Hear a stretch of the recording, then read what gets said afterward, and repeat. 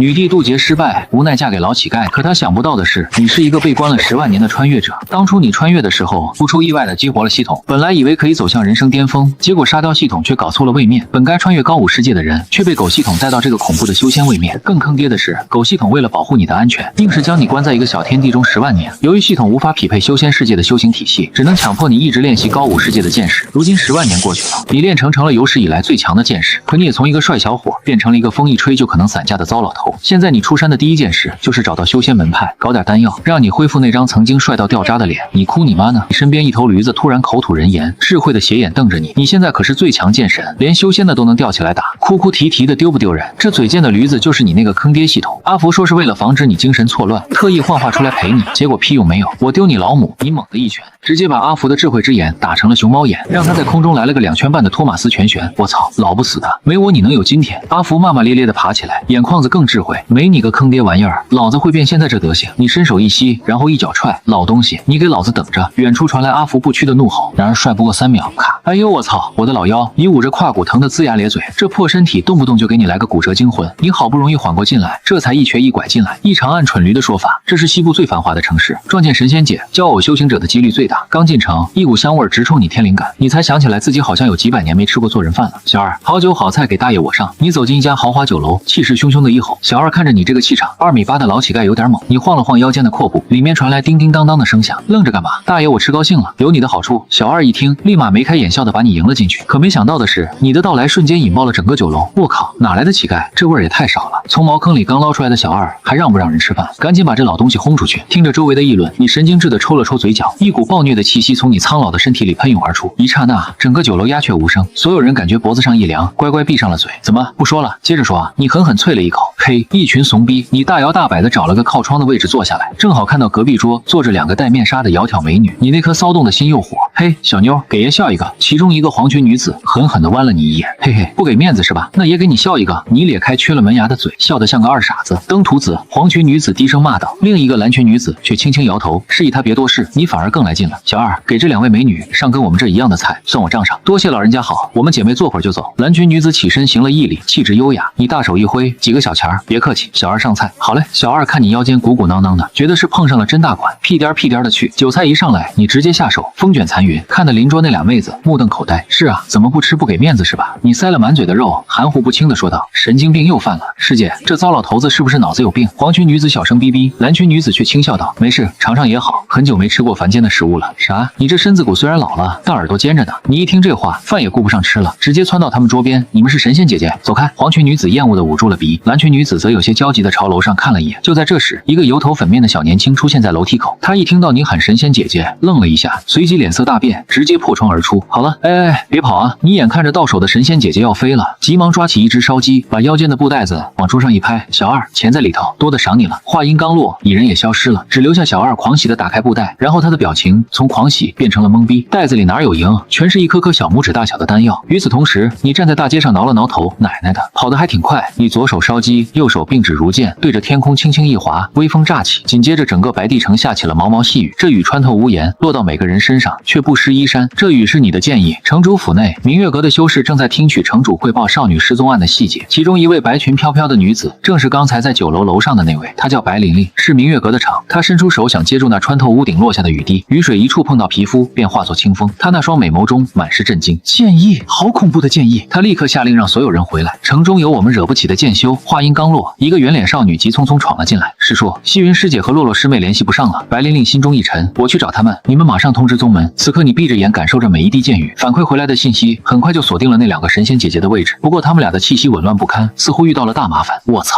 感动我的神仙姐姐！你舌头一甩，活动了下老胳膊老腿，整个人如炮弹般冲了出去。城西一处大宅院之前，那个油头粉面的少年正一脸淫笑地看着被困浑绳捆成粽子的展希云和赵洛洛。啧，明月阁的仙子果然名不虚传。少年伸手就要去扯展希云的面纱，触手展希云挣扎起来，可那绳子越勒越紧，让他痛苦不堪。师姐，对不起！赵洛洛哭了出来。小美人别哭，哥哥这就疼爱你。少年淫笑着把手伸向了赵洛洛的胸口。千钧一发之际，一个苍老的声音在他耳边响起：哟，孙贼挺会玩啊！一张满是褶子、嘴角还沾着油污的老脸诡异的从他肩膀旁探了出来，那股上头的味道差点把少年当场送走。少年全身汗毛倒竖，脑瓜子嗡嗡的，这老东西什么时候到我身边的阵法呢？可以啊，小伙子，有情趣。啪你一巴掌，狠狠扇在少年的屁股上，疼得他眼泪都快飙出来了。少年惊叫着跳开，这才看清是你这个老乞丐，正举着巴掌，一脸回味无穷的骚包样。骚年，屁股不够翘啊，手感不行。你啃了口烧鸡，含糊地说，来口烧鸡补补。你是什么人，敢坏我百鬼教的好事？少年色厉内荏的吼道，眼珠子却四处乱瞟，准备开溜。你翻了个白眼，傻狗，趁你啃烧鸡的功夫，那少年猛地窜上院墙，老不死的你等着！呸！他狠话还没说完，一根鸡骨头带着扭曲空气的呼啸声瞬间射倒，噗嗤！少年只觉大腿一痛，低头一看，一个血洞赫然出现，贯穿前后。更恐怖的是，一股锋利的剑气在伤口里疯狂切割，疼得他撕心裂肺，一下从墙上栽了下来。老子最讨厌别人叫我老不死了！你笑眯眯的扔掉鸡骨头，转向被绑着的两位美女，展希云和赵洛洛已经看傻了。你搓着手，一脸见小神仙姐姐，别怕，回答我2个问题，马上给你们松绑。展希云强忍疼痛点了点头，师傅救我！地上的少年疼得满地打滚，疯狂嚎叫。聒噪！你随手一弹，一道剑气封住了他的嘴。这一手看得展希云眼皮直跳，他震惊的发现你身上根本没有一丝一毫的真元波动，一个凡人把修士按在地上摩擦，这他妈超出了他的认知。第一个问题，你们是修行者吗？展希云错愕的点点头，哈哈哈哈！你激动的差点当场去世，天助我也可。第二个问题，你们有能让人返老还童的丹药吗？展希云松了口气，我们明月阁有幻颜丹，只是好朋友，我要收你做好朋。你话都没听完，一把抓住他的小手，激动的直哆嗦，那油腻腻的触感让展希云差点把隔夜饭吐出来。以并指如剑，在困魂绳上轻轻一划，砰的一声，法器应声而断。从今天起，你就是我陆凡的好朋友，谁敢欺负老子，把他肠子掏出来勒死他！你一巴掌拍在展希云肩膀上，一副咱俩是铁哥们的架势。刚才就是这孙子欺负你是吧？你一伸手，把地上抽搐的少年吸了过来。今天大爷就给你表演一个什么叫用肠子勒死一个人。说着，你的手就往少年肚皮上划去。老人家手下留情，展希云吓得花容失色，赶紧拉住你。你浑浊的眼睛里满是疑惑，他可能跟白帝城少女失踪案有关，我们得留活口了。你点点头。展希云刚松一口气，下一刻鲜血四溅，手起刀落，直接剖开了少年的肚子。嘿嘿，跟我有毛关系？嘿，小王八蛋，又菜又嚣张。你擦了擦手上的血，又换上一副和蔼可亲的笑脸。对了，你们说这院子下面有尸体，来，我给你们掀开看看。说着，你双手插进地面，猛地一发力，轰隆，伴随着地动山摇，一整块巨大的地皮被你硬生生掀了起来，然后像丢铁饼一样扔向了远方。地皮之下，一个巨大的地洞显露出来，浓烈的血腥味和尸臭味扑面而来，宛如人间地狱。地洞正中是一个巨大的血池，池边刻满了诡异符文，一个干尸般的老头坐在池中，而洞壁上密密麻麻地挂满了少女干尸，足有上百具畜生。展希云和赵洛洛看到这一幕，彻底崩溃了，哭着冲向血池中的老头。那老头猛地睁眼，血池中的血液化作巨浪，将展希云狠狠拍飞。哎呦，小心点了！你轻轻一点，稳稳接住了吐血的展希云。此时，血池中的老头缓缓站起，干瘪的身体竟以肉眼可见的速度变得饱满，转眼间就成了一个30多岁的壮汉。他叫百鬼老人。明月阁的人还真是爱多管闲事。突然，一道流光从天而降，白琳琳出现在你们面前。是说，展希云放声大哭：“百鬼老人，你个老畜生！”白琳琳怒火中烧，百鬼老人却毫不在意，甚至反过来威胁：“我徒弟呢？把他交出来，我立刻离开，否则这白帝城就得给我陪葬。”谁知卧槽，有点东西啊！一个惊喜的声音打破了剑拔弩张的气氛。一看到百鬼老人返老还童，口水都快流下来了，扑通一声就扎进了血池里。所有人都看傻了。你在血池里扑腾了半天，发现屁用没有，顿时火了，指着百鬼老人骂道：“喂，杂毛，你怎么变年轻的？快教教我老东西！你叫谁杂毛？”百鬼老人脸色阴沉，你嗤笑一声：“叫你啊！刚才有个小杂碎，就因为不尊老爱幼，被老子用他自己的肠子勒死，死得老惨了。哦，对了，他死前还一直喊师傅，该不会是你徒弟吧？”嘿嘿嘿！百鬼老人气得浑身发抖，但他看你身上没有真元不分，以为你只是个普通老头，狞笑道：“老东西，道个歉，我给你留个全尸。你个小瘪三，你这暴脾气哪忍得脏？”急从血池里窜起，朝他扑去。然而卡巴一声脆响，你又闪到腰了，一个倒栽葱摔在地上。哎呦，我的老腰老家伙，你是来搞笑的吗？百鬼老人冷笑着，祭出一面招魂幡，霎时间地洞内阴风呼啸，鬼影重重。哎呦，我的祖宗爱！紧接着阿福从天而降，阿福老子腰闪了，你他妈就是个冤种！阿福一边吐槽，一边把你弄到他背上，说了让你低调点，你个老疯！你骂谁？老疯子！你气得对着他，驴头就是邦邦，两拳直接把驴脑袋给打爆了。诡异的是，驴头很快又长了回来。够了！百鬼老人忍无可忍，大帆一挥，无数鬼头铺天盖地的朝你涌来，剑虎非得找打你，抽出木剑在驴屁股上一拍架，给老子冲砍死鸭子！阿福却死活不动，你他妈是个剑神，能不能别老想着肉搏？你没办法，只能自己从驴背上翻下来，扶着腰哆哆嗦嗦的走向百鬼老人。无数鬼头瞬间将你淹没，撕咬你的身体和诡异的尸时，你身上浮现出一层淡淡的剑气，那些鬼头根本伤不到放你分毫。你就这么顶着万鬼噬心，一步步挪到了百鬼老人面前。看什么看？没见过帅哥啊！你缓缓举起木剑，周围的空间瞬间扭曲凝固，啪一剑扇在了百鬼老人的脸上，用的是剑身。轰！空间恢复正常，百鬼老人满嘴牙齿混着血沫飞出，整个人像炮弹一样嵌进了洞壁。他从洞里爬出来，脑子还是猛的，怎么返老还童的？说出来给你个全尸！你举着木剑冷冷地问。白玲玲此时才回过神来，解释道：“前辈，他那是邪术，用少女精血滋养被天道侵蚀的身体，恢复原貌而已，并非返老还童。”什么？你愣住了，随即气得浑身发抖。妈的，老子被这王八蛋给耍了！你暴怒之下，一剑挥出，一道半月形的黑色剑气凭空出现，吞噬了所有的光和声音。百鬼老人惊骇欲绝，他想逃，却发现身体根本动不了，只能眼睁睁地看着那道不快的剑气将自己的身体斩成两半，血液流干，死得无声无息。一声脆响，把呆滞的白玲玲三人拉回现实。展希云只觉得屁股上一阵火辣辣的，扭头一看，已正举着巴掌，一脸回味无穷。他又惊又怒，但看了看百鬼老人的两半尸体，硬是没敢吱声。多谢前辈出手相助。白玲玲深深一躬，你摆摆手，别客气。焕颜丹呢？是我办完了丹药给我。白玲玲一脸为难，解释说，焕颜丹是上品丹，目前阁里没有成品，需要时间炼制，能等别太久就行。如果可以，能否请前辈去我们明月阁暂住些事？白玲玲发出了邀请。你舔着老脸问，包吃住？不，我可没钱，自然痛快。以后你们明月阁都是我的好朋友了。就这样，你跟着明月阁的人踏上了前往老姑山脉的路，10万年痛快。你们明月不都是我的好朋友了？就这样，你跟着明月阁的人踏上了前往老姑山脉的路，而明月阁这个只收女弟子的宗门，因为你的到来，一场激烈的争吵正在议事大厅里上演。不可能，明月阁绝不允许男人入住。一个名为郑之遥的客卿长老指着白玲玲的鼻子尖叫。白玲玲毫不示弱，这是明月阁内轮不到你一个客卿指手画画。白玲玲，你算哪根葱？大厅正位上坐着一位宫装美人，胭脂榜第2，明月阁阁主南宫初雪。他撑着下巴，饶有兴致地看着这场闹剧，嘴角勾起一抹玩味的笑容。比试这么个理，南宫初雪慢悠悠地开口，但是一名能一剑秒了百回老人的剑修，还真是让人心动。赵之遥冷笑一声，百鬼老人行踪诡秘，上三宗抓了他上百年都没抓到，就凭白玲玲几句话，就说他死太草率了吧？有道理。南宫初雪换了只手，撑着下巴看向白玲玲，白长老有证据吗？白玲玲点点头，直接从储物戒指掏出了百鬼老人那被一劈两半的尸体，哐当，尸体砸在地板上，那死状惨烈的样子，吓得赵之遥连退好几步，脸都白了。怎么怕？赵长老可要看清楚，免得又说我胡说八道。白玲玲毫不留情的嘲讽，赵之遥气得咬牙切齿。南宫初雪也是心头一惊，他看得分明，百鬼老人身上除了那致命的一剑再无他伤，这意味着他是在毫无反抗能力的情况下被人一剑秒杀的，没有6境以上的实力绝对做不到。南宫初雪心中瞬间有了决断，语气也冷了下来。赵长老还有什么要说的吗？赵之遥求助似的看向另外2名客卿，结果那2人直接扭过头，装作看风景。南宫初雪当即起身，你说的那位老人家在哪？我们一起去迎接在一色峰。西云师妹在照料陆前辈。白玲玲连忙跟上，出门时还不忘对赵之遥投去一个不屑的眼神。小丫头片子，气死我了！赵之遥气得直跺脚，但还是跟了上去。他倒要看看是何方神圣能一剑秒了百鬼老爷。与此同时，一色峰的小院里热闹非凡。丫头们，我跟你们说，女人不能光保养脸，身材才是重中之重。已被一群叽叽喳喳的少女围在中间，正唾沫横飞的指点江山。你看这个叫小小的姑娘，屁股就不够翘，戳不到某些人的 XP。还有这个小玲有点溜肩，影响了整体美感。今天大爷我高兴传你们一套独门绝学，瑜伽大法，都给老子好好学。自从赵洛洛把你大杀四方的事迹传开后，一色峰的弟子们就没消停过。虽然一开始看到你这副糟老头子的模样有点失望，但架不住你这张破嘴，实在没说3两下就跟这群小丫头打成了一片。就在这时，展希云端着一盆洗好的衣服，都扯着嗓子吼了一句：“阁主来了，还不快跑！”嗖，话音刚落，刚才还围着你的姑娘们瞬间跑了个精光，只留下香风阵阵。陆前辈，我们晚点再来找您学瑜伽。你深吸一口气，一脸陶醉。少女的芬芳真是让人身心愉悦。不料你这副猥琐的模样，正好被刚进院门的南宫初雪一行人看了个正着。赵之遥一看你这德行，胆子又肥了，当即冷笑起来：“白玲玲，这就是你请来的人？什么阿猫阿狗都能进我明月阁？他在你身上感觉不到一丝真元波动，断定你就是个普通老婆。答案你压根没理他，因为你的眼球已经死死地粘在了南宫初雪身上。嗖，你也不顾你那老胳膊老腿，一阵风似的冲到南宫初雪面前，一双浑浊的老眼瞪得溜圆，极致的周正大气之美。姑娘，你有母仪天下之姿啊，好看，真他妈好看。南宫初雪微微一笑，行了，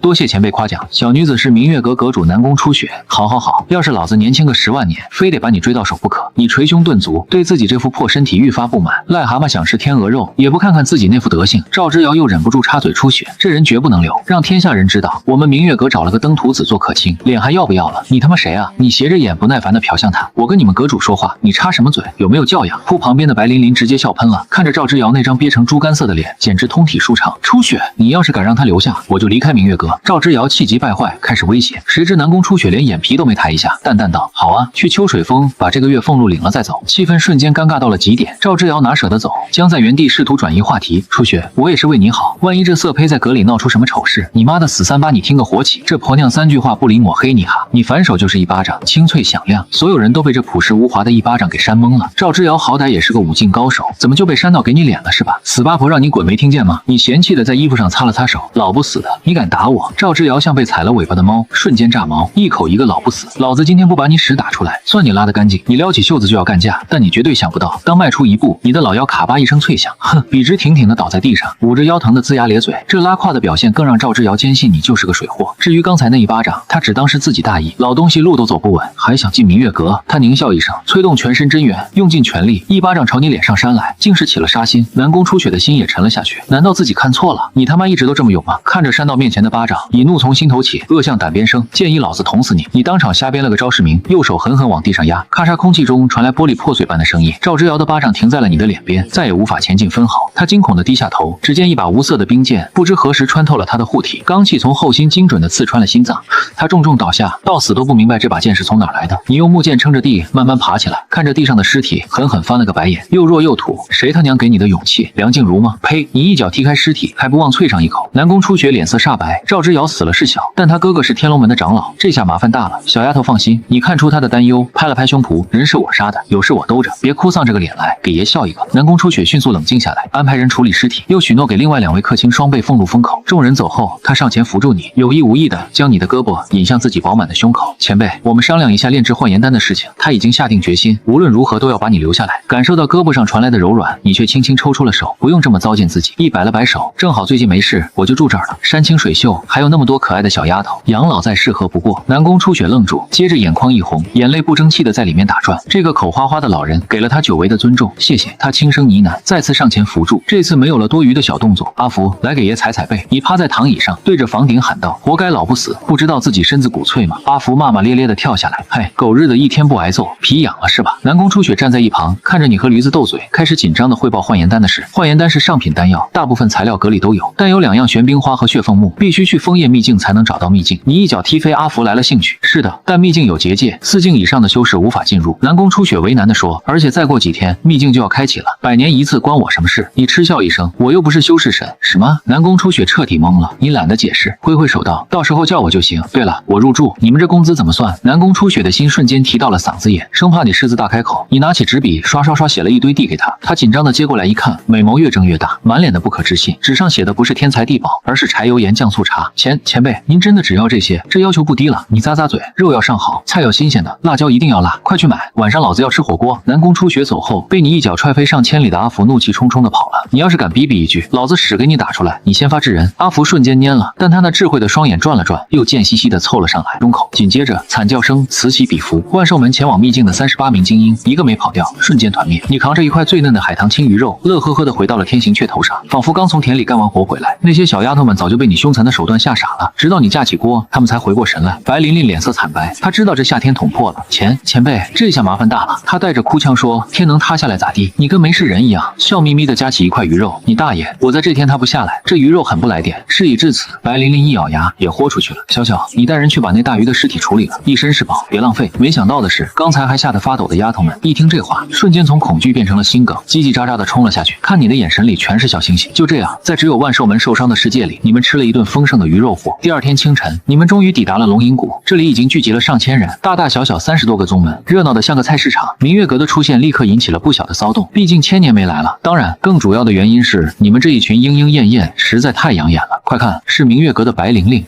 可惜啊，听说他们是镇元宗的后花园。哎，明月阁不是不收男人吗？那老头子是怎么回事？吃瓜群众的目光很快就聚焦到了总背着手，一副二大爷模样的你身上。我操，白玲玲居然在给那老头行礼，他身上没真元波动啊，是个普通人，带个普通老爹来闯秘境，这是什么骚操作？就在这时，一个身材高大、满脸横肉的黑甲壮汉，带着压迫感十足的气势走了过来。白长老，好久不见。白玲玲一看清来人，心瞬间沉到了谷底。来者不是别人，正是赵之遥的亲哥，天龙门执法长老赵无极。赵长老，白玲玲强作镇定，对，瑶瑶最近怎么没联系我？做镇定，对，瑶瑶最近怎么没联系我？赵无极随口问道。赵长老最近有所感悟，闭关了。白玲玲撒谎道。赵无极点点头，也没怀疑，只是临走前好心提醒了一句，进了秘境到处看看就行，别去争天才地宝，你们明月阁实战太弱。这话说的差点没把白玲玲气出内伤。白玲玲把所有弟子叫到一起开会，这次由小小带队指挥，不用你们抢到多少宝贝，安全出来就行。他看向一个古灵精怪的少女，少女叫林小小，胆大包天，拍着小胸脯保证，师尊放心，保证把师妹们安全带回来。接着白玲玲厚着脸皮看向你，前辈，你有什么要叮嘱的？你刚吃完完火锅，打了个饱嗝，随手弹了弹手指，嗖嗖嗖，十几道透明的剑气瞬间飞出，附着在每个丫头身上，每人一道剑气能保命一次。进了秘境，找到我就安全了。第二天，秘境开启，龙嘴崖边，空气中出现一个黑点，迅速扩大成一个通道，各大宗门的人开始鱼贯而入。你们排在最后，你看着长长的队伍，有些不耐烦地对空气说：“蠢驴，这要排到什么时候？直接把这破结界砍不就完了？”阿福的身影突兀出现，一口老血差点喷出来。大哥，你老年痴呆啊！你自己学过的斩结界的剑招全忘？嘿，你他妈说谁老年痴呆？你抬脚就把阿福踹飞了出去。眼看终于轮到你了，领头的林小小刚要踏入通道，突然一个妖媚的女子伸手拦住了他。白琳琳，你可想清楚了，万一这些好苗子全折在里面，你们明月阁可就后继无人了。这女人叫百里蝶，曾是明月阁的叛徒，现在是海沙门的长老，今天就是来故意找茬拖延时间的。白琳琳气得浑身发抖，直接动手，却被百里蝶祭出的一把红色飞剑轻易击溃。怎么样，用你们明月阁的功法换来的飞剑好用吗？百里蝶得意地笑道。白琳琳被气得失去理智，竟要正面硬刚飞剑。千钧一发之际，你那懒洋洋的声音响起，过来，让我康康。诡异的一幕发生了，那把直冲白琳琳喉咙的飞剑竟硬生生转了个弯，乖巧地飞到了你面前，像个见到亲妈的孩子，在你身边欢快地盘旋。所有人都看傻了，别人的飞剑临阵叛变，老不死的还我飞剑！百里蝶气风朝你扑来，不料那红色小剑竟自动护住，掉头撞向百里蝶，直接把她撞飞了出去。漆这么菜，你翻了个白眼，指了指白琳琳，对小剑说：“给你个任务，保护好这小妞，等老子出来给你复个灵。”说完一步踏入通道，毫无阻碍。众人看着你的背影彻底凌乱了，通道后是一望无际的大草原。你心情不错，让阿福匹配了一下这个小世界，瞬间一张详细的地图出现在你脑海里，上面不仅标明了所有天材地宝的位置，还有所有人的实时动向。你他妈能不能详细点？全是红点，老子怎么知道哪个是小丫头？你骂了一句，一脚把阿福踢飞。随后你在地图上找到集合点，飞雪谷的方向悠闲地溜达过。没过一会儿，你发现了一地死状诡异的干尸，全身血液被抽干，正是海沙门的人。你感觉事情有点不对劲，怕那群丫头出事，当即不再溜达，整个人化作一道流星冲向飞雪谷。刚到飞雪谷入口，你就碰到了运气爆棚，直接传送到这儿的林小小。他告诉你，其他师妹也遇到了被抽干血液的尸体。你二话不说，凭空凝聚出20几把水剑，让林小小站上一把，指明方向，东边700里站稳了，摔死老子可不管。水剑化作流光，转瞬即逝。下凡一个明月阁弟子正被几个天龙门的弟子追杀，把乱星草交出来，饶你不死。话音未落，扑哧一声，一把水剑直接穿透了说话那人的嘴巴。没空跟你们瞎咧咧，你轻轻一挥手，剩下的水剑齐发，瞬间将其他人捅成了马蜂窝。下一个哪边？你风轻云淡的问道。林小小吓得小脸煞白，哆哆嗦嗦的指了个方向。刚赶到地方，你们就看到下方10几个人，包括一个明月阁的弟子，正在被什么东西追赶，玩命狂奔。突然，他们前方的地面猛地掀起无数碎石，如炮弹般射向他们。眼看那个明月阁的小丫头就要被砸中，你右手向下一挥，砰砰砰，10几把水剑呼啸而下，插入狂暴的大地，瞬间组成一个奇异的剑阵，将暴动硬生生镇压了下去。你看着下面的剑阵，一脸茫然，老子什么时候学过这玩意？这叫震天剑阵，你早忘了？老年痴呆！阿福又适时出现，放你妈的屁！你一拳把他从天上砸了下去。诡异的是，地面突然裂开一张血盆大口，一口就把掉下去的阿福给吞了，也让林小小去接应幸存，自己则落到地面，想看看是什么鬼东西。此时，其他幸存者看到救星，立刻围住了林小小，厚着脸皮攀交情，求你出手相救。就在这时，一个阴阳怪气的女声响起，接着跑了？怎么不跑了？一个身穿血色长袍、身材火爆的妖媚女子缓缓走来，百鬼教护法红叶真人。有人惊呼出声，据说这女人是6境的大修士，她是怎么进来的？众人吓得腿都软。关键时刻，一个天龙门的少年义正言辞地站了出来：“女魔头，我天龙门岂会怕你？”红叶真人捂嘴娇笑，天龙门那个欺软怕硬的宗南胡言，我天龙门向来行侠仗义。少年呵斥道，眼睛却偷偷瞥向身边的同门，充满了暗示。我最喜欢硬骨。红叶真人甜笑着举起玉手，直接凝聚起一点猩红寒芒。那就先拿你开刀吧。就在这时，那个铁骨铮铮的少年突然发难，然而他的目标不是红叶真人，而是身边的林小小。另外2名天龙门弟子同时动手，林小小全神贯注地防备着红叶真人，根本没料到身边的人会下黑手。砰2声闷响，他被打得倒飞出去，直直落在红叶真人面前，喷出一口鲜血，无耻的畜生！另外2名明月阁弟子气得破口大骂，那少年却冷笑道：“林小小，既然你不肯让那老东西帮忙，就只好委屈你。显然这手损人利己，玩的炉火纯青，就是要逼你出手。你看看，这就是你们所谓的正道。”红叶真人看着一脸倔强的林小小，嗤笑起来：“小姑娘，你太天真了，这世界只有拳头够大，才有资格谈正义。”话音刚落，众人都没反应过来，红叶真人竟绕过林小小，冲向了其他人跑。众人吓得鸡飞狗跳，刚跑没2步，突然方圆数里的大地猛地被掀开，一个巨大的圆形肉球怪物张着占据了身体一半的夸张大嘴从地下冒了出来，畜生，谁让你出来的？红叶真人厉声呵斥。这巨兽是他的宠物空灵兽，然而空灵兽根本没理他。仔细一看，红叶真人脸色巨变，因为空灵兽那庞大的身躯竟被人单手举了起来。那个人除了你还能试试？你这老胳膊老腿，力气却大的能搬山填海，毕竟是吃了10万年大力丸的奶。砰砰砰！与此同时，还悬在空中的20几把水箭突然发难，呼啸着将除了明月阁3人以外的所有人全都钉在了地上，就连红叶真人也被一把水箭穿透腹部，钉在地上动弹不得，一身修为瞬间被废。前辈林小小看到委屈的差点哭出来，莫哭，看大爷给你杀猪！你乐呵呵的单手将空灵兽扔向空中，无数无形的剑气瞬间将其切割成了漫天肉末。切，老人家手下留情啊！那个算计林小小的少年被钉穿大腿，疼得鬼哭狼嚎。嘿，一天条船上的你配吗？你翻了个白眼。下一秒，少年体内的剑气轰然引爆，将他整个人搅成了血管，把鲜血的芬芳。你深吸一口气，一脸陶醉，这变态的模样把剩下的活人吓得差点尿了裤子。你溜达到奄奄一息的红叶真人面前，伸出枯瘦的老手抬起了他的下巴。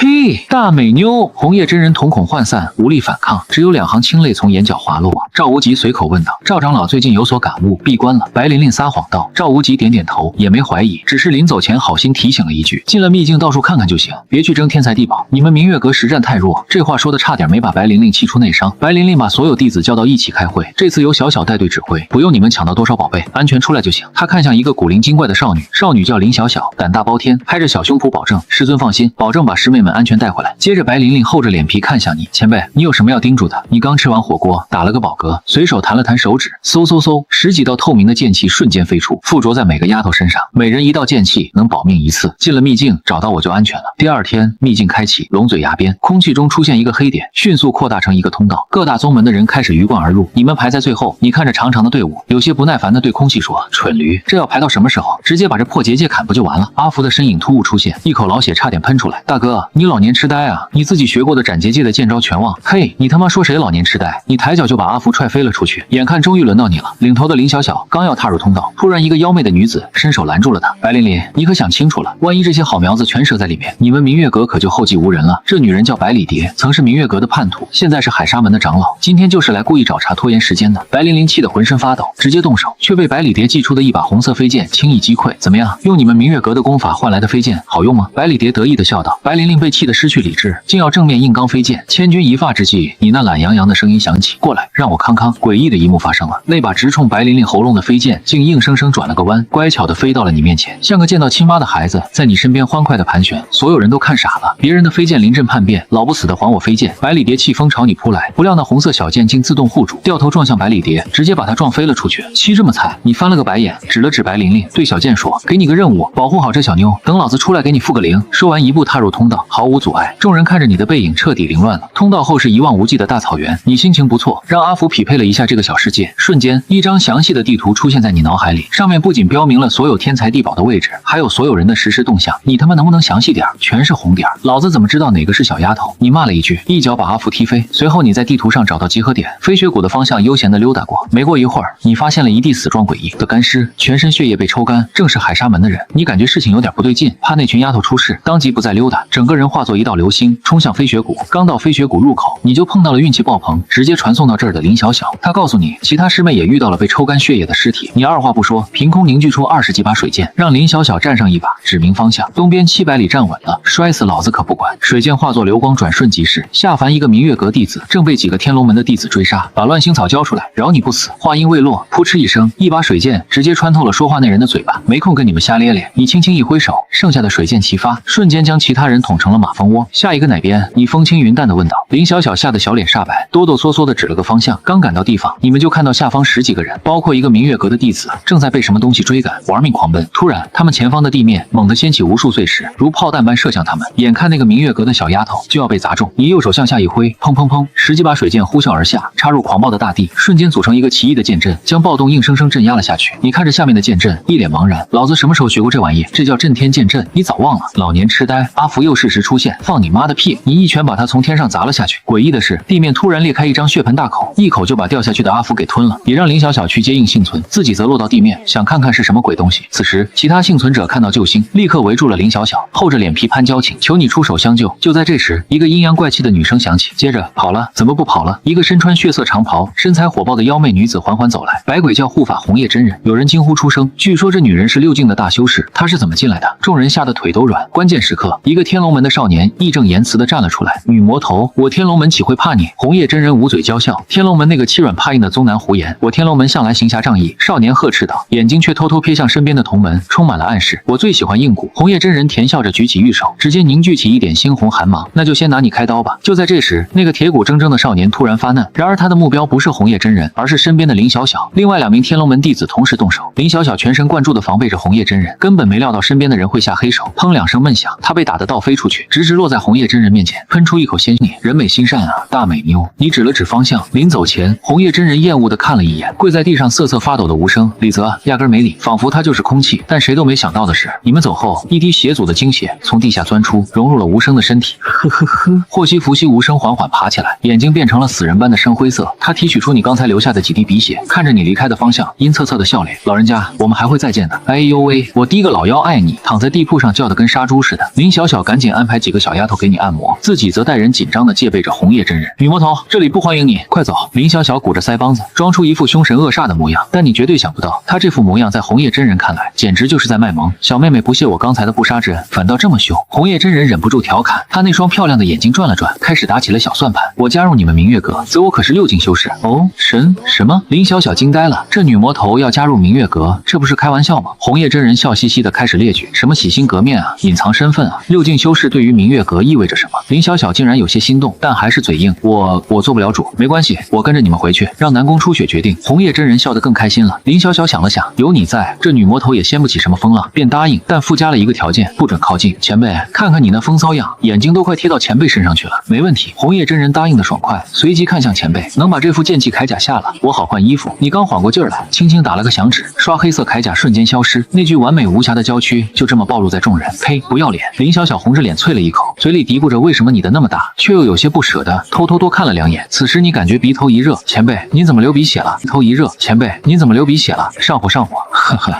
接下来的2天，你带着一群小丫头扫荡了整个枫叶秘境，可以说是大获丰收，连炼制幻颜丹的药材都齐了。红叶真人也成功融入了这群丫头，从他口中，你们也大致了解了血祖复活的内情。第4天，你们美滋滋的准备离开秘境，然后龙嘴崖上早已是剑拔弩张，万兽门几乎倾巢出动，由6境大长老王月明带队，将秘境出口围得水泄不通，是要捉拿凶手。白琳琳面对质问，死不承认。王月明冷笑一声，直接动用了大杀器镜花水月，当着几10个宗门长老的面，开始还原凶案现场。看到水镜中的画面，白琳琳脸色煞白，心知在劫难逃。当水镜播放到你凶残虐杀万兽门弟子的情景时，在场所有人都倒吸一口凉气，纷纷指责明月阁残忍无道，要让你们血债血偿。面对铁证，白琳琳无力反驳，她平静地站起来，顶着王月明巨大的压力，冷笑着环视众人。万兽门无事生非，自寻死路，你们看不见也对，你们都是睁眼瞎罢了。接着他看向王月明，眼神决绝，此事由我白琳琳一人承担，我愿以死谢罪，再搭上秘境中20位弟子的性命。此事可了，他这是想用自己的命拖延时间，等你出来解决问题。王月明动容点了点头。白琳琳拿出匕首，闭上双眼，对准了自己的心脏。千钧一发之际，一个苍老的声音突然响起：花有重开日，人无再少年。那霎时间，空间仿佛被凝固，你背着手慢悠悠地从秘境通道里走。你走到白琳琳面前，蹲下身，轻轻拿走她手里的匕首，温柔地擦干她的眼泪。丫头，不哭了，大爷给你讨个说法。白琳琳再也忍不住放声大哭，已缓缓起身，懒散的眼神瞬间变得锐利，如剑扫向在场众人。不问对错，我们只谈恩怨。你看着王月明轻轻弹了弹手指，一道微不可察的黑色剑气一闪而逝。王月明惊愕地看着你，想问什么却永远也说不出口。一刹那，一点嫣红在他额头浮现，随即炸开成一朵妖艳的血色玫瑰。6境修士就这么不明不白的死，巨大的恐惧瞬间笼罩了所有人。你闭上眼，似乎在回味着什么。尘封的记忆大门缓缓打开一条缝隙，一柄名为杀生的漆黑长剑正在其中静静悬浮。你伸出手，黑剑喜悦地飞入你手中，一股充满暴虐的黑色剑气冲天而起，剑意天伤。你口中吐出招式名漫天剑气，化作无数黑色小剑铺天盖地而下，瞬间将整个山谷除了白琳琳之外的所有生命收割殆尽。怎么样，丫头，大爷给你讨个说法，还满意吗？你扶起还在发愣的白灵，笑着问道。回到明月阁后，一切似乎都恢复了平静。红叶真人改头换面，成了明月阁的新客卿。蓝宫初雪也派人去百花教炼制幻颜丹了。这天你躺在院子里晒太阳，阿福难得没有挨揍，正跟你分析这个世界的力量体系，最高3个境界是神道、3境道、1境境，神境湮灭。从你那2把生死之剑来看，你的实力应该处于最顶级的湮灭境，那不就得了？老子都天下无敌了，还说个球？你不耐烦地翻了个白眼。阿福急了，你于人间真无敌，可上面还有个天道呢，你杀了这么多人，估计再出手1、2次就得引来灭神雷劫了。你一听手又痒了，阿福赶紧转移话题，嘿嘿，你也知道我是系统有任务的嘛，现在开启了一个史诗级副本幽泉灭却，你要做的就是封掉幽泉的泉眼，阻止魔域入侵。光说任务不讲奖励，你一把掐住他的脖子。有游泳奖励，是进入青铜神殿1次。青铜神殿那是什么鬼？是记载着关于终极秘密的地方，可能跟消失的大大帝有关，有关。你来了兴趣，接下了任务。丁史诗集副本幽泉灭，却激活路线1，联合高手封印幽泉，奖励进入青铜神殿1小时或至尊称号。路线2，消灭所有会喘气的东西，奖励进入青铜神殿1小时或大魔头称号。平静的日子没过几天，镇元宗的人来了。倒霉的是，他们正好撞上了，准备去附近小山看美女。保持心情愉悦的你，在明月阁，除了你，就连蚊子都必须是母的。你骑着阿福，晃悠悠地拦住了3个不速之客。老头，这里不是你该来的地方。为首的少年趾高气扬，你二话不说上去就是一巴掌，直接把他抽飞。我们是镇元宗的人，来领取鼎炉的，你敢来？另外2人也懵了，我雕你妈的，这么嚣张！你抽出破木剑，怒从心头起，恶向胆边生，骑着阿福就发起了冲锋。顿时，山林里响起了杀猪般的惨叫，别踩了，别踩了，谁要出来了？与此同时，山下3人杀猪般的惨叫，很快引来了小山里的少女们。当他们看清被打的是镇元宗的人时，所有人的脸都白了。老人家，别打了，快去通知阁主！领头的少女慌张地上前劝阻，然而你根本不搭理，踩得愈发。等到南宫初雪火急火燎地赶来时，那3个倒霉蛋已经是进气少出气多，一副马上要嗝屁的样子。前辈手下留情！南宫初雪急得快晕过去了。呸，啥也不是，又菜又爱装。你嫌弃的吐了口老痰，总算停手。南宫初雪赶紧让人把他们扶起来，疯狂地往嘴里塞药，总算保住了命。那领头的少年缓过劲来，看着南宫初雪怒火滔天，当着众人面喷粪，这事怕是要成为他一辈子的笑柄。南宫初雪，此事不给我个说法，我定上报宗门，拆了你们明月阁。南宫初雪脸色一阵青一阵白，最终只能强颜欢笑。放心，一定会给你们个满意的结果。此时你这货却没事，人一样凑到那群少女身边，风骚地做起了自我介绍。南宫初雪，这死老头子必须交给我们带回宗门发落。那少年又不知死活地嚷嚷起来，完了！南宫初雪心里一咯噔，我雕你妈的！你听到这话，骑着阿福就冲了过去，那架势硬是骑出了一股千军万马奔腾的气势。少年还没反应过来，就被你一木剑抽上了天。不同的是，这次你明显动了杀心。啪啪啪，空中响起一连串鞭炮般的脆响，少年的惨叫声很快就没去血肉模糊的尸体重重砸在另外2人面前，他们腿一软，直接跪了下去。完了完了！南宫出血，脑袋嗡嗡作响，老子在这养老，你们来这搞事！妻你嫌弃的翻了个白眼。就在这时，南宫出血的神情突然变得无比坚毅，他看着剩下的2人，一字一顿：打从现在开始，明月阁不再依附镇元宗，所有协议作废，包括每3年100名顶流。这话一出，全场皆惊。接着少女们哭着跪了一地，他们知道脱离镇元宗意味着什么，纷纷表示愿意牺牲自己成为顶流。看着哭成一团的少女们，你心里不是滋味，决定管一管这事。从南宫初雪口中，你终于明白顶炉是什么玩意。那些被特殊方法培养出来，专门用于双修、提升他人功力的少女，用完之后，最好的下场是沦为凡人，运气不好则会被当成玩物，最后惨死。砰！南宫初雪给你跪下，额头磕出了血。前辈，求您救救这些孩子。你面无表情地扶起他，然后转向镇元宗。那2人声音平静的可怕，回去告诉你们，宗主10日后带着诚意来明月阁解决此事。如果赶不来，我就去镇元宗杀个干净。这是何等的嚣张与狂妄！临走前，你又恶趣味地补了一句：送信1个人就够了，你们2个单挑，活下来的那个回去。绝望之下，2人如同野兽般厮打在了一起。镇元宗寒章殿宗主百里雨泽正与9大峰主和执法长老罗然商议着幽泉之眼异动的大事。会后，罗然将明月阁发生的事禀报了上去。百里雨泽轻描淡写的吩咐你去处理，尽快抹掉多事之秋，不能再添变数啊！上火！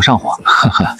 接下来的2天，你带着一群小丫头扫荡了整个枫叶秘境，可以说是大获丰收，连炼制幻颜丹的药材都齐了。红叶真人也成功融入了这群丫头，从他口中，你们也大致了解了血祖复活的内情。第4天，你们美滋滋的准备离开秘境，然后龙嘴崖上早已是剑拔弩张，万兽门几乎倾巢出动，由6境大长老王月明带队，将秘境出口围得水泄不通，是要捉拿凶手。白琳琳面对质问，死不承认。王月明冷笑一声，直接动用了大杀器镜花水月，当着几10个宗门长老的面，开始还原凶案现场。看到水镜中的画面，白琳琳脸色煞白，心知在劫难逃。当水镜播放到你凶残虐杀万兽门弟子的情景时，在场所有人都倒吸一口凉气，纷纷指责明月阁残忍无道，要让你们血债血偿。面对铁证，白琳琳无力反驳，她平静地站起来，顶着王月明巨大的压力，冷笑着环视众人。万兽门无事生非，自寻死路，你们看不见也对，你们都是睁眼瞎罢了。接着他看向王月明，眼神决绝，此事由我白琳琳一人承担，我愿以死谢罪，再搭上秘境中20位弟子的性命。此事可了，他这是想用自己的命拖延时间，等你出来解决问题。王月明动容点了点头。白琳琳拿出匕首，闭上双眼，对准了自己的心脏。千钧一发之际，一个苍老的声音突然响起：花有重开日，人无再少年。那霎时间，空间仿佛被凝固，你背着手慢悠悠地从秘境通道里走。你走到白琳琳面前，蹲下身，轻轻拿走她手里的匕首，温柔地擦干她的眼泪。丫头，不哭了，大爷给你讨个说法。白琳琳再也忍不住放声大哭，已缓缓起身，懒散的眼神瞬间变得锐利，如剑扫向在场众人。不问对错，我们只谈恩怨。你看着王月明轻轻弹了弹手指，一道微不可察的黑色剑气一闪而逝。王月明惊愕地看着你，想问什么却永远也说不出口。一刹那，一点嫣红在他额头浮现，随即炸开成一朵妖艳的血色玫瑰。6境修士就这么不明不白的死，巨大的恐惧瞬间笼罩了所有人。你闭上眼，似乎在回味着什么。尘封的记忆大门缓缓打开一条缝隙，一柄名为杀生的漆黑长剑正在其中静静悬浮。你伸出手，黑剑喜悦地飞入你手中，一股充满暴虐的黑色剑气冲天而起，剑意天伤。你口中吐出招式名漫天剑气，化作无数黑色小剑铺天盖地而下，瞬间将整个山谷除了白玲玲之外的所有生命收割殆尽。怎么样，丫头，大爷给你讨个说法，还满意吗？你扶起还在发愣的白灵，笑着问道。回到明月阁后，一切似乎都恢复了平静。红叶真人改头换面，成了明月阁的新客卿。蓝宫初雪也派人去百花教炼制幻颜丹了。这天你躺在院子里晒太阳，阿福难得没有挨揍，正跟你分析这个世界的力量体系。最高3个境界是神道、三境道、一境境，神境湮灭。从你那2把生死之剑来看，你的实力应该处于最顶级的湮灭境，那不就得了？老子都天下无敌了，还说个球？你不耐烦地翻了个白眼。阿福急了，你于人间真无敌，可上面还有个天道呢。你杀了这么多人，估计再出手1、2次就得引来灭神雷劫了。你一听手又痒了。阿福赶紧转移话题，嘿嘿，你也知道我是系统有任务的嘛？现在开启了一个史诗级副本幽泉灭却，你要做的就是封掉幽泉的泉眼，阻止魔域入侵。光说任务不讲奖励，你一把掐住他的脖子。有游泳奖励，是进入青铜神殿1次。青铜神殿那是什么鬼？是记载着关于终极秘密的地方，可能跟消失的大地有关。你来了兴趣，接下了任务，丁史诗级副本幽泉灭却激活路线1，联合高手封印幽泉，奖励进入青铜神殿1小时或至尊称号。路线2，消灭所有会喘气的东西，奖励进入青铜神殿1小时或大魔头称号。平静的日子没过几天，镇元宗的人来了。倒霉的是，他们正好撞上了，准备去附近小山看美女。保持心情愉悦的你，在明月阁，除了你，就连蚊子都必须是母的。你骑着阿福，晃悠悠地拦住了3个不速之客。老头，这里不是你该来的地方。为首的少年趾高气扬，你二话不说上去就是一巴掌，直接把他抽飞。我们是镇元宗的人，来领取鼎炉的，你敢来？另外2人也懵了，我叼你妈的，这么嚣张！你抽出破木剑，怒从心头起，恶向胆边生，骑着阿福就发起了冲锋。顿时，山林里响起了杀猪般的惨叫，别踩了，别踩了，谁要出来了？与此同时，山下3人杀猪般的惨叫，很快引来了小山里的少女们。当他们看清被打的是镇元宗的人时，所有人的脸都白了。老人家，别打了，快去通知阁主！领头的少女慌张地上前劝阻，然而你根本不搭理，踩得愈发。等到南宫初雪火急火燎地赶来时，那3个倒霉蛋已经是进气少出气多，一副马上要嗝屁的样子。前辈手下留情！南宫初雪急得快晕过去了。呸，啥也不是，又菜又爱装。你嫌弃地吐了口老痰，总算停手。南宫初雪赶紧让人把他们扶起来，疯狂地往嘴里塞药，总算保住了命。那领头的少年缓过劲来，看着南宫初雪怒火滔天，当着众人面喷粪，这事怕是要成为他一辈子的笑柄。南宫初雪，此事不给我个说法，我定上报宗门，拆了你们明月阁。南宫初雪脸色一阵青一阵白，最终只能强颜欢笑。放心，一定会给你们个满意的结果。此时你这货却没事，人一样凑到那群少女身边，风骚地做起了自我介绍。南宫初雪，这死老头子必须交给我们带回宗门发落。那少年又不知死活地嚷嚷起来。完了，南宫初雪心里一咯噔，我叼你妈的！你听到这话，骑着阿福就冲了过去，那架势硬是骑出了一股千军万马奔腾的气势。少年还没反应过来，就被你一木剑抽上了天。不同的是，这次你明显动了杀心。啪啪啪，空中响起一连串鞭炮般的脆响，少年的惨叫声很快就没去血肉模糊的尸体重重砸在另外2人面前，他们腿一软，直接跪了下去。完了完了，南宫出血，脑袋嗡嗡作响，老子在这养老，你们来这搞事！妻你嫌弃的翻了个白眼。就在这时，南宫出血的神情突然变得无比坚毅，他看着剩下的2人，一字一顿：打从现在开始，明月阁不再依附镇元宗，所有协议作废，包括每3年100名顶流。这话一出，全场皆惊。接着少女们哭着跪了一地，他们知道脱离镇元宗意味着什么，纷纷表示愿意牺牲自己成为顶流。看着哭成一团的少女们，你心里不是滋味，决定管一管这事。从南宫初雪口中，你终于明白顶炉是什么玩意。那些被特殊方法培养出来，专门用于双修、提升他人功力的少女，用完之后，最好的下场是沦为凡人，运气不好则会被当成玩物，最后惨死。砰！南宫初雪给你跪下，额头磕出了血。前辈，求您救救这些孩子。你面无表情地扶起他，然后转向镇元宗。那2人声音平静的可怕，回去告诉你们，宗主10日后带着人，带着诚意来明月阁解决此事。如果赶不来，我就去镇元宗杀个干净。这是何等的嚣张与狂妄！临走前，你又恶趣味地补了一句：送信1个人就够了。你们2个单挑，活下来的那个回去。绝望之下，2人如同野兽般厮打在了一起。镇元宗含章殿宗主百里雨泽正与9大峰主和执法长老罗然商议着幽泉之眼异动的大事。会后，罗然将明月阁发生的事禀报了上去。百里雨泽轻描淡写的吩咐：你去处理，尽快抹掉多事之秋，不能再添变数。一句话就决定了明月阁上万人的命运。于是这一日，镇元宗派出了王牌龙元卫，浩浩荡荡开赴明月阁。与此同时，在枫叶秘境中被团灭的那30多个宗门，也在万寿门的联合下，纠集了2000多人，杀气腾腾地奔赴明月阁。风云再起，前辈，不好了，好多修士朝咱们这儿来，你正在吃午饭。听到这话，当即大怒，狗杂碎，早不来晚不来，偏偏吃饭的时候来。于是你让2个小丫鬟把火锅搬到山门前，决定边吃边宰人。没想到南宫初雪还真就派了太上长老，天下第3绝色曲悠然来给你弹小曲助兴。你在山门前听着美人弹琴，喝着小酒，涮着火锅，好不惬意。就在这时，一声雷鸣般的暴喝打断了你的牙牙。南宫初雪，滚出来！你礼貌吗？你面无表情地拿起筷子，沾了一滴辣椒油，轻轻一弹，嗖！那领头之人话还没说完，一抹红色便穿透了他的嘴巴，从后脑勺激射而出。领头之人当场暴毙，死不瞑目，嘴里还残留着一股辣椒油的味道。大军被这诡异的一幕惊地停下了脚步。下一秒，在所有人惊恐的目光中，你缓缓起身，霎时间天地失色，一股无形的压力从天而降，将2000多人死死地压在地上，动弹不得，甚至连声音都发不出来。你像个遛弯的老农，不紧不慢地走到他们面前，出来混，有错就要认，挨打要立正。你叹了口气，抽出腰间的木剑，狠狠插入地面，然后转身走回饭桌。剑二地通话音刚落，以木剑为中心，地面开始如海浪般翻涌炸裂，黑色的剑气卷起碎石和那2000多条生命形成一个巨大的黑色龙，在空中肆虐。更诡异的是，在那锋锐无匹的剑气切割下，所有人的身体都被绞成了碎末，只有一颗颗头颅还保留着。临死前的极度痛苦和绝望的表情最终散去，漫天血肉汇聚成一个巨大的肉球，那些头颅就镶嵌在肉球表面。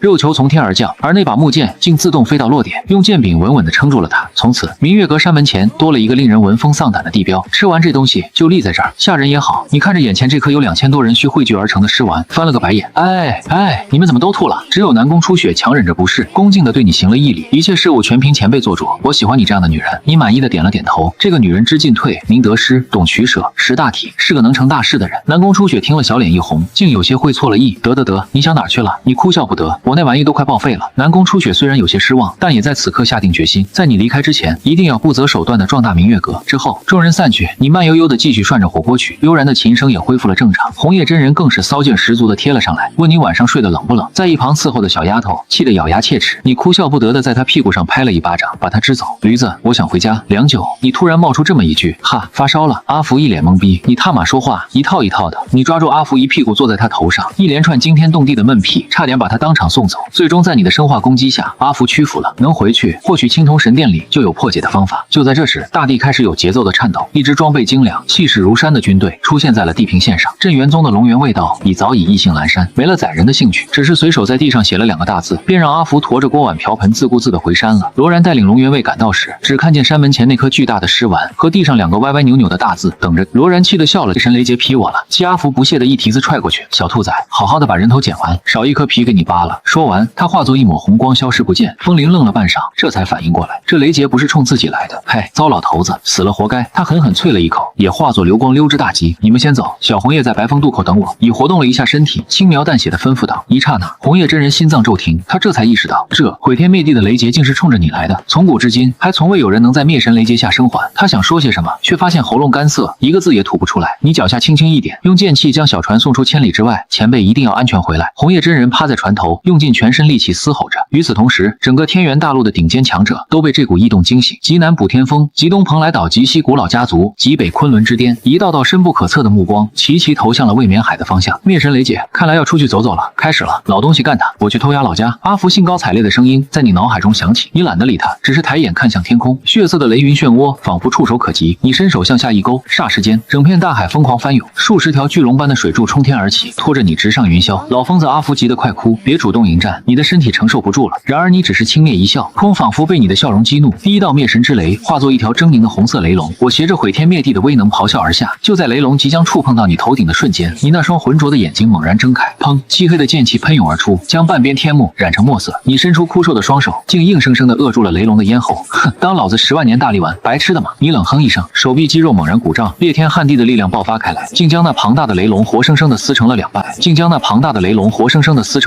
不要乱来啊！用剑！阿福的声音带着哭腔，可你根本懒得理会第2道、第3道、第15道。你赤手空拳，硬生生轰碎了15道灭神雷。但此刻你的身体也到了极限，皮肤寸寸开始，犹如即将破碎的瓷器。于是你打了个响指，下方待命的水柱被剑气包裹，化为一条条黑色水龙，咆哮着迎向天雷。谁与雷的碰撞，在夜空中绽放出绚烂至极的死亡烟火。当最后一条水柱耗尽，你已经来到了雷云漩涡的跟前。此时已轻轻划开手掌，用流淌的鲜血在面前凝聚成一把血色长剑。今日以血为剑，斩破苍穹。已握住剑柄，对着那酝酿着最终一击的雷云中心狠狠挥出剑。11大灭，没有惊天动地的巨响，没有绚烂夺目的光环，一道纯粹仿佛能吞噬一切的黑色剑气横亘天际，悄无声息地从漩涡中心斩了过去。霎时间，时间仿佛停摆。下一秒，整个雷云漩涡轰然破碎，天空被洗涤的一片澄净。别人的天劫是用来渡的，你的天劫是用来斩了。嗨，你剧烈的咳嗽起来，强撑着才没有从空中栽落。大爷牛逼！阿福及时出现，驮着你落回岛上。成功了，我匹配到这个世界的信息了。他兴奋的像个傻子，快点把人头收起来，回明月阁去，烦死了。这一天天的你翻了个白眼，沉沉睡去。再次醒来时，天已大亮。嘿嘿，干完了。人头总共是12318颗。RF 得意地展示着身后那个巨大的人头网兜。于是，一头驴拖着上万颗头颅，背上坐着一个皮肤开裂的老，在天空中奔跑起来。这恐怖的一幕让所有见到的人都毕生难忘。天后，你们终终于回到了明月阁镇。元宗的罗兰长老竟然还等在山门前。当他看到那一网兜的人头时，吓得魂飞魄散，连忙上前，姿态放得极低地赔罪。你懒得理他，径直拖着人头来到晴雪谷那12座新坟前，已花了整整3个小时，将1万多颗头颅削去，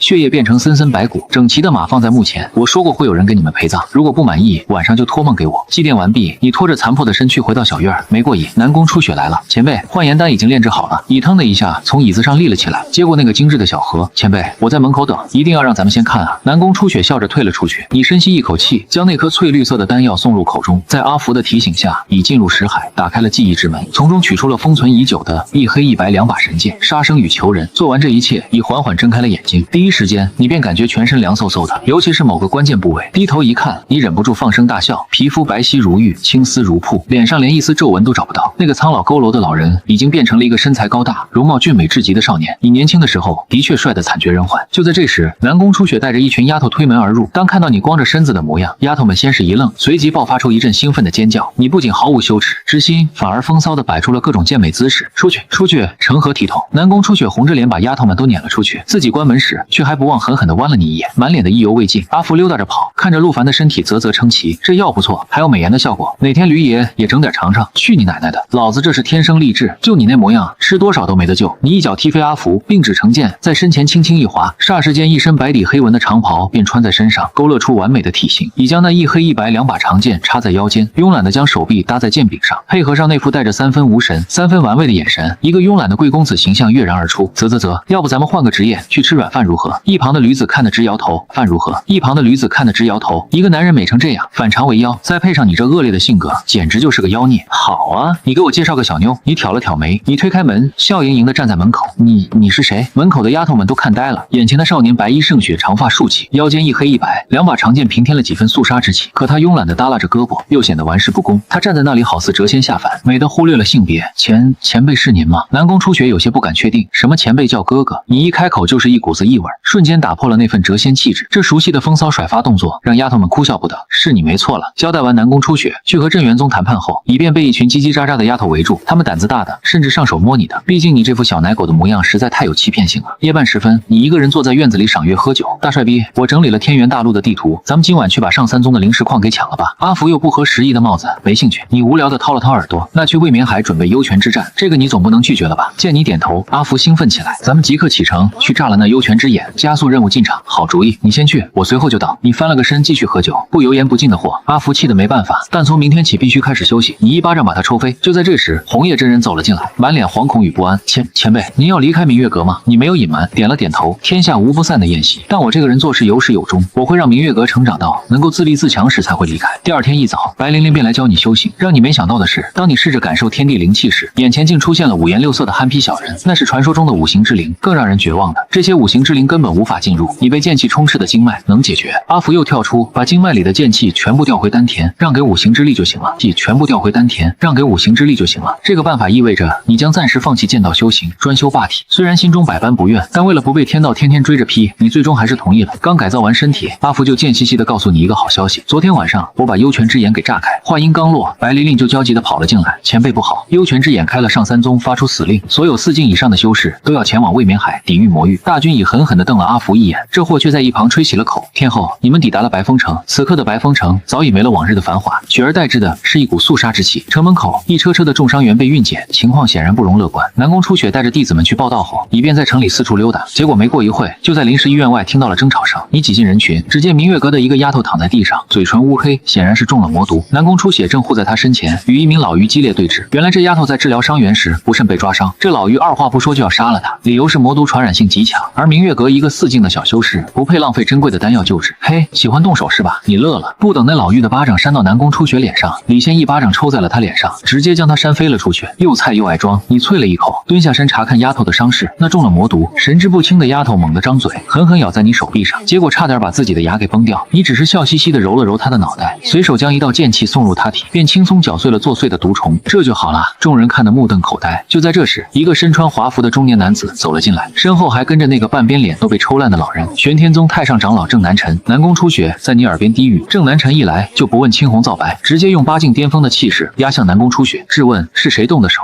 楚，人是我打的。你风骚的甩了甩头，大爷，我有些奇怪，怎么没抽死他？很好。郑南辰气急反笑，好你妈了隔壁！突然你脸上的笑容变得扭曲，一字一顿地问候起他的母亲。看热闹的阿福一见你这模样，立马脚底抹油，这是你犯病的征兆。小贱种，你敢骂我？郑南辰气得七窍生烟，他话还没说完，你已经瞬移到他面前，一把薅住他的头发，狠狠地按在了地上。轰！恐怖的冲击波将周围的吃瓜群众掀得人仰马翻。喜欢区别对待是吧？你又一把抓住那吓得屎尿齐流的老，薅着两人的头发，对着地面一下一下的猛撞。喜欢仗势欺人是吧？轰！喜欢分命贵贱是吧？轰！直到把两人的脑袋都撞成了浆糊，你才停下手。呸！惹老子生气不长眼的东西！呸！你对着两具烂成一滩泥的尸体狠狠啐了一口。惹老子生气不长眼的东西！远处那些侥幸活下来的吃瓜群众全都看傻了，死了一个八进一个七进，就这么被一个帅哥给活生生磕死了。关键这两人还是玄天宗的，所有人的大脑都宕机了，木头一般的站在那儿，瞪着两只眼睛发呆。等一下，把这两具尸体给我挂到城主府门口，让那些自诩命贵的贱人长点记性。你神色恢复正常，对南宫初雪吩咐了一句：“好，我南宫初雪。”估计气还没消，狠狠地点了点头。接着你又转向明月阁的弟子，一张俊脸乐开了花。丫头们不要怕，忙自己的去，来都来了，也长点见识。小洛洛，小细云把做饭的家伙拿过来，午饭还没吃呢。两个贴身小丫鬟连忙小跑过来，熟练地拿出桌子、板凳架锅生火。不多时，饭菜的香味就弥漫开来。好家伙，现在还能吃得下饭，估计也就你了。刚拿起筷子，你脸上还沾着刚才迸溅的血迹，准备就这么开动。公子，等一下！小洛洛连忙递上一块手帕，放开那个少年，让我来。少年，让我来！你刚接过手帕，阿福就从不远处飞奔而来，甩着大舌头，口水满天飞，看样子是要给你把脸舔干净。扑傻狗！你一把扯住他的舌头，在脖子上绕了几圈，用力一拉，世界终于清净了。你擦掉脸上的血，把手帕放在鼻尖，深深嗅了一下满脸变态的陶醉，看得旁边两个小丫鬟直哆嗦。与此同时，城主府前，南宫初雪在一众守卫惊恐的注视下，将郑南辰和那老妪的尸体挂在了大门之上。很快，老熟人镇元宗的罗然长老来了，他现在是白风城的最高指挥官。当他看到两具尸体和一旁余怒未消的南宫初雪后，立马就明白了七八法，非但没有问责，反而一脸愤愤的痛骂玄天宗霸道死有余辜。等南宫初雪一走，他立马变了副嘴脸，冷笑着吩咐手下挂着，就这么挂着传令下去，镇元宗弟子不得招惹明月阁的人，违者斩立决。吃完饭就在神农镇旁边打起了赌。罗然也很上道，直接下令南城这边的事务由明月阁全权负责。就这么过了几天，到晚上的时候，突然运来了数百名伤员。道友出了什么事情？为什么伤员会暴增这么多？南宫初雪只一边挥着众人搬运伤员，一边问着运送伤员的修士。傍晚时分，幽泉之眼突然出现一支魔域骑兵，冲杀之下造成大量的伤亡。南宫初雪脸色有些难看，不明白这么多修士为什么挡不住一支骑兵。那人叹了口气，继续道：除了咱们上了主力，四大古族根本没来几个人。要是这么下去，恐怕要放弃白风城，退守内陆了。对了，你们也小心一些，那支魔域骑兵突破封锁之后上岸，有可能会来攻击白风城。南宫初雪脸色一变，下意识地看了看不远处喝着小酒的陆川。见南宫初雪脸色不好，那人安慰道：道友也不必太过于担忧，白风城有上三宗的王牌军驻守，应该没有问题。谈话结束，运送伤员的人离开之后不久，大地开始有节奏地颤动起来。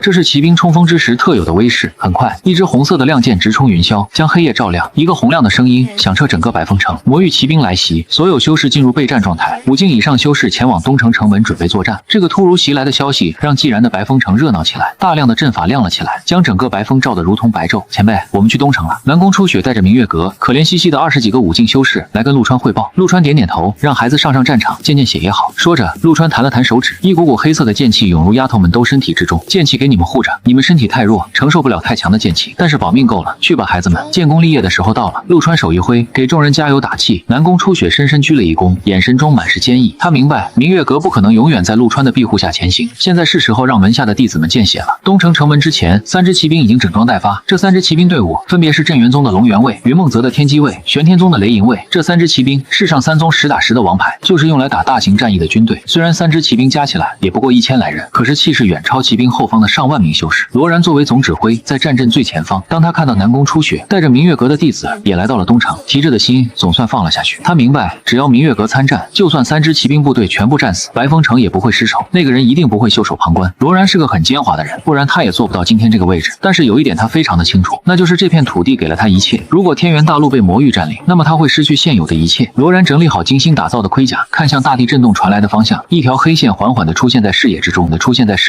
一支骑着黑色梦魇的骑兵队伍出现在了视野之中，数量500左右。黑色的铠甲、黑色的长枪、黑色的坐骑，仿佛融入了黑夜之中。只有马蹄、剑践踏大地的声音，让所有人的心脏也跟着不安地跳动着。冰冷的肃杀之气如大潮拍岸一般压了过来。魔域骑兵坐下梦魇，脚下升起的蓝色火焰犹如悠悠鬼域中的灵魂之火。战马感受到了恐惧，不安地嘶鸣起来。罗然的视野逐渐清晰起来，这意味着魔域骑兵已经隔得足够近了。准备！罗然举起了手中的长枪，为胯下的战马蒙上了眼睛。他知道这是一场正面的碰撞，一切的战术与布置都阻挡不了这支骑兵的前行。他们能做的只有在正面杀掉他们，如果失败，将失去一个后方大营，前线得不到补充，他们将退守内陆，战火将蔓延整个天元大陆。杀！罗然激荡起全身的真元，吼出了这个字。白风城3支铁血骑兵开始冲锋，与此同时，魔域那500骑兵也开始加速，整个大地在铁骑的震荡之下疯狂地震动起来，窒息的杀意弥漫开来，人们似乎能闻到武器上散发出来血混合着铁锈的味道。3个庞大的野兽虚影冲锋中出现在3支骑兵上方，这就是阵灵，只有配合、极度默契、精通战阵冲锋的大军才有几率召唤出这种战阵之灵。战阵之灵的出现极大鼓舞了后方的修士，一个战阵之灵的战斗力与一名9境修士相当，在这些普通修士的眼中，9境就已经是那云端之神了。黑色的火焰在魔域骑兵冲锋下爆发出来，一个高达100米的庞然大物出现在他们头顶，那是一个身穿铠甲、手提战刀的战场死神。这支魔域骑兵也有自己的战阵之灵，这意味着这支骑兵并不是什么小虾米，而是魔域重要力量。骑兵们撞到了一起，开启了惨烈的近身搏杀，而4个战阵之灵也同时进入了战斗，鲜血开始浸染大地，撕裂的碰撞声与怒吼交织成一首死神来了的旋律。那身披铠甲的人形战灵面对上3宗的兽形战灵，以1敌3，居然毫不落下风，甚至还有压制的倾向。2个种族之间的战斗是最残酷的一种，只有生与死，没有第3种选择。轰一声巨响，人形战灵一刀击碎了玄天宗战灵的头颅，玄天宗的冲阵骑兵瞬间溃散，顷刻之间就被黑色铁骑淹没。接着是云梦泽的战灵被一刀斩去头颅，冲阵骑兵下场跟玄天宗一样，瞬间被屠杀干净。人形战灵很明显比兽形战灵战斗力高一个档次，剩下的镇元宗被屠掉也不过是时间问题。罗然浑身浴血，他的手在颤抖，他从未料到是这种结果，自己引以为傲的铁骑在对面冲锋之下居然如此不堪一击。罗然作为领军，他的决心动摇，直接影响到了战灵的存续状态。这最后一个战领身形开始模糊起来，仿佛在下一刻就将溃散。明月阁弟子，跟我冲！南宫初雪知道不能再等了，要是等最后一个战领被冲碎，他们将再无一点反抗之力，整个白风城都会陷落一群丫头。面对这种血腥的战场，他们不怕吗？他们当然怕，但是他们明白，苟且无法偷生，只有生或者死。南宫初雪一马当先，身后跟着明月阁仅有的20几名武境弟子，他们是明月阁的中坚力量。要是他们全部战死，明月阁将永无翻身之地。但是南宫初雪依旧义无反顾，因为这是他们的土地，这片土地给了他们一切，失去这片土地，他们将失去一切。看到一群女子的冲锋，后方的修士愣了一下，冲！干他妈的！有人喊了一声，上万名修士浩浩荡荡地冲向战场。